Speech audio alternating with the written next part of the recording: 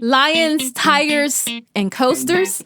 Find out more on this week's episode of the Theme Park Hipster Show. Hey, Theme Park Hipsters! It's your host, Nikki J, the owner of ThemeParkHipster.com, where I help you plan the best solo theme park vacations with the latest tips, reviews, personal stories, and more.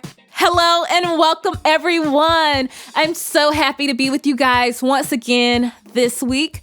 Today, we are going to go over what you should do at Busch Gardens, particularly how to have the perfect itinerary.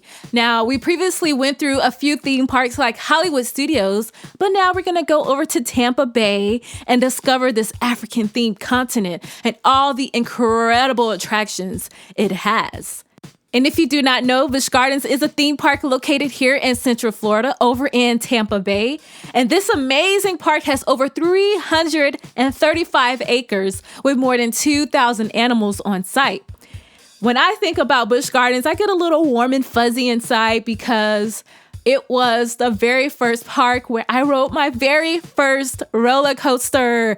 It was called Python, and unfortunately, in 2006, it was laid to rest. But, you know, I can still remember the terrifying feeling I had because it was the first ride that I got on that took me upside down. So that's the memory I have. Busch Gardens was also the first theme park where I was able to be by myself. Well, kind of by myself. You remember in middle school when you could go on field trips and you could be divided up in groups with your friends? Well, this was the first one where we didn't have to have a chaperone. And I remember how freeing it was to just be able to go to whatever ride we wanted to without an adult saying, okay, guys, let's come on, bring it on in, calm down. I just remember that feeling. And Busch Gardens it's just a special place for me. It was the one theme park, well, one of the two theme parks, Busch Gardens and SeaWorld, that my family could afford to go to. So we did Busch Gardens a lot. And I love this theme park, and it just continues to grow. It continues to get better, and it has the best roller coasters here in Florida. I mean, there's Gwazi, the new and improved Gwazi coming out by RMC. And if you've never done a Rocky Mountain construction roller coaster, you're in for a treat. I don't know how to explain it to you. I just know when I went to Cedar Point and I went on Steel Vengeance, it's like when you get off, you're like, what happened? What just happened to me? It was incredible. It was terrifying. I don't know if I want to do it again, but I think I want to do it again. So that's what we're going to get here at Tampa. So I'm excited about that. Anyways, guys, let's just dive on into the itinerary so you can know what you can do at Busch Gardens. Now, before you get there, you should know that Busch Gardens is divided up into different sections, kind of themed around the African locations, such as Egypt, Congo. They have a birds area, Jungala, Morocco, Nairobi, Pantopia. There's the Cheetah Hunt area.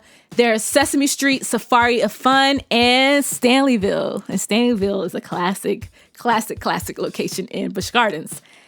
Now, if you are coming from Disney and you're trying to get over to Busch Gardens, straight shot, you're basically going to take I-4 all the way to almost into Tampa. Once you hit that I-75 intersection, you're going to take that going north, and about 2 or 3 exits down, you're going to get off. It's going to tell you, it's going to say Busch Gardens, come here. You get off that exit and you'll just be going right to the park.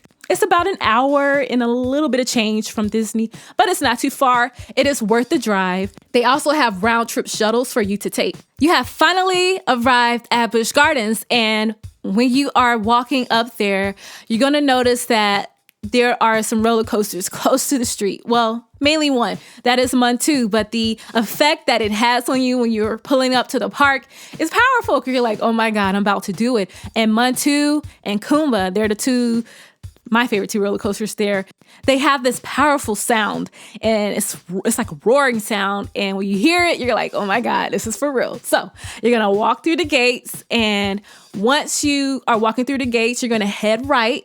in Morocco. You're going to head right, and then you're going to pass the alligators. They're going to be on your left-hand side. This section of the park has been here since I was a kid, and no matter what, I still love stopping there. Everyone loves stopping there just to watch the alligators just sit there and just stare.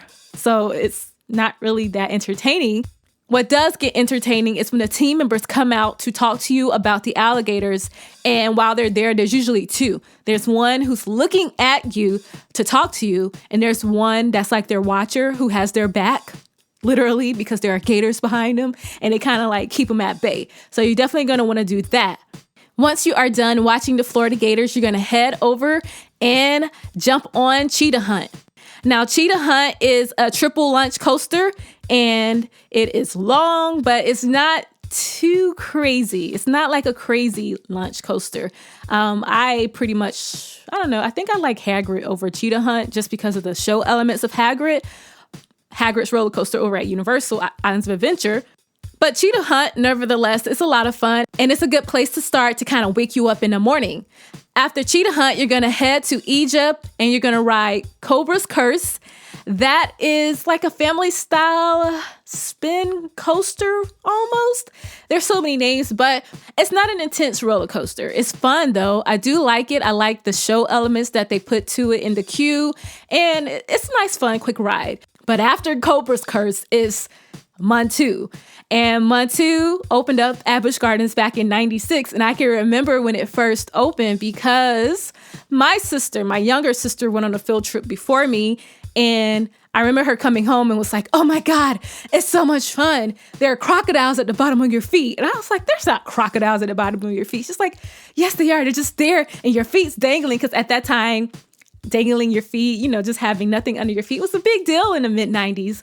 And so I just remember my sister just so excited. And I was just like, oh my God, I want to get on, but I'm afraid of the crocodiles. That's what I was afraid of. Not the roller coaster, but the crocodiles. So, I finally had my turn, which I think was 6 months later. And it was incredible. And the crocodiles, they were just laying down like the alligators. They weren't even, they didn't care. They're right at the part when you first leave the enclosed area. They were very far down. So yeah, that wasn't going to happen. And they just sat there in some water. But later on, Busch Gardens removed them and it's just rocks there. But whatever. Montu is incredible. It has 7 inversions. It's a B&M roller coaster and it's so much fun. And I can remember going there on multiple times with family, with friends, and just being on there. And I just giggle. I just giggle so much when I'm on that roller coaster because it's incredible. And you get some really nice views of Tampa. Now, after your Egyptian adventure on Montu, you're going to want to take a little break from roller coasters and just take a nice stroll in both the Edge of Africa and the Myombe Reserve. Now, the Edge of Africa would take you on some nice little covered walkways, very scenic, very relaxing, very quiet. And you're going to see some nice classic African animals. You're going to see some giraffes in the distance, zebras, lions, hyenas. It's incredible. And then the Myombe Reserve is very kind of off to the cut. They're right after. The Myombe Reserve is literally right after the alligator area. And when you're there, you're going to see some gorillas. It's kind of like where they keep a lot of the apes at. But this area has a lot of places for you to sit down and relax. I love it. It's really quiet. And it is quintessential Florida theme park. Like the classic theme parks that you would hear about, Cypress Gardens and Boardwalk and Baseball. It has that feel. And I love this section of the park. Now that you have relaxed, it's time to head back over around the Cheetah Hunt area. And here you're going to get on the Sky Ride. The Sky Ride is an older version of the gondola system at Disney World. It's been at Busch Gardens for, I don't know, probably since the 70s. But I know it's been there since I've went. And I started going in the 90s. And it will take you from one side of the park to over the other side, which is going to be in Stanleyville. But I always recommend the Sky Ride. I know it might be a little hard for some people who aren't into heights, but you really, really get an incredible view of the theme park. It's my favorite thing to do. If I don't ride anything at Busch Gardens, I always try to ride a Sky Ride. Now, once you land in Stanleyville, you have to get on the most intense, to me, dive coaster in America, and that is SheiKra. SheiKra is so much fun. It is scary as heck. Oh my God, it's scary as heck. But it's a lot of fun. It's a dive coaster. The dive coaster simply means that you're going to dive at almost a 90-degree angle. You have to do it. You just go ahead and do it. And after SheiKra, there's the new roller coaster called Tigress, and it's a coaster. It's pretty straightforward. It's kind of one of those coasters that will go back and forth through the loading area, and then it'll do one final loop and then bring you right back. It's a nice coaster. A lot of people like it, so definitely do Tigress. After Tigress, it's time for lunch. And you can't go to Busch Gardens without eating at Zambia Smokehouse. Here, you're going to get that classic barbecue smell when you walk up to it and taste when you finally sit down to eat your meal. It's incredible. While you're there, get that chocolate layered mousse cake. It's so good, at least to me. I mean, it's theme park food. So if I say good, you're like, Nikki, you told me it was good. This is just basic. But I'm like, hey, it's theme park, okay? It's good for theme park food. So remember that. After your lunch, you're going to head on to Stanley Falls. It's a classic flume ride, not as grand as Splash Mountain, but a basic classic flume ride, especially if it's hot. It does the job. After Stanley Falls, you're going to head over to Congo River Rapids so you can get soaked. That is one of my favorite rides. And a quick story, on one of my visits to Busch Gardens on a January when it was like 30-something degrees in Florida, there was one guy on that ride. Busch Gardens still had the ride running at 30-something degrees in Florida. And he was sitting there and he rode it.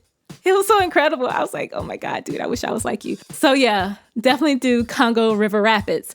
Now, if you want to dry off after your river adventure, ride Cobra. This is something that we used to do when I was in middle school and high school. We used to get on all the water rides and then quote unquote dry off on roller coasters. I don't know how true that is, but that's just what we did. So when you're done with Congo River Rapids, head over to Cobra. I love Cobra. It's another B&M roller coaster that is so intense and fun at the same time. And for it to have been made in the 90s, it still holds up to me. I've been on some rough rides, Magnum SL, Cedar Point. I've been on some rough rides in my past, but Cobra is fast. It's powerful. And it is, I love it. And I just hope that Busch Gardens will still maintain it because that's a gem. That's a gem. After Cobra, you're going to head over to Pantopia. You're going to ride some of the rides there like Scorpion, which is it's the oldest roller coaster at Busch Gardens today. You can ride the Phoenix. That's that classic ship boat type ride where you go up, you go down, and you do a full circle. After that, discover some more of the rides in Pantopia, but the big one here is Falcon's Fury. This right here is the drop tower ride that is crazy. I mean, this is not for the faint of heart. I've done it once and I am so good on it. But if you are a thrill seeker and you need a little something to get your adrenaline rushing, definitely do Falcon's Fury. After Falcon's Fury, have a snack. There's a little pretzel spot right there. It's really good. Or you can go inside the Pantopia building that has some shows. They also have a place for you to eat and a place for you to get something to drink. You can go there, eat, watch a show, and relax. Now, that's it. You've basically done Busch Gardens. At this point in your journey of the day, go back and hit up some of your favorite attractions. For me, I would go back and hit up Montu and Cobra. I probably just sit there and ride Montu and Cobra like all day and then get on a sky ride. SheiKra and Falcon's Fury, those are kind of like, I'm not really into the dive type life. So I wouldn't be getting on those again, but I definitely will do Montu and I definitely will do Cobra. Now, when Gwazi newer version opens, we'll see about that. That's probably going to be my new favorite at Busch Gardens. That is it, guys. That is this week's episode of the Theme Park Hipster Show. That's your itinerary for the park. Now, I want to know, have you ever been to Busch Gardens? If so, what's your favorite ride? Come on over on the Theme Park Hipster app community in the forum. Let us know there. Or you can do it on the Theme Park Hipster Facebook group.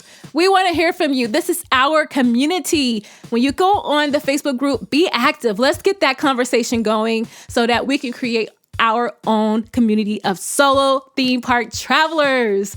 All right, guys. Thank you so much for taking the time to listen to the Theme Park Hipster Show. I want you to remember that you are my friend and you are my family, whether you know that or not. And if you ever see me in the park, please do not hesitate to stop to say hello. Just shake your hand, I'll give you a hug, whatever, guys. I would love to meet you out there. Now go out there and have fun. And until next time, happy park hopping hipsters. The content on the Theme Park Hipster Show represents my own and not those of any organizations or activity mentioned. I am just someone here who likes to share my own stories to you and hope that I can help you have the best vacation ever.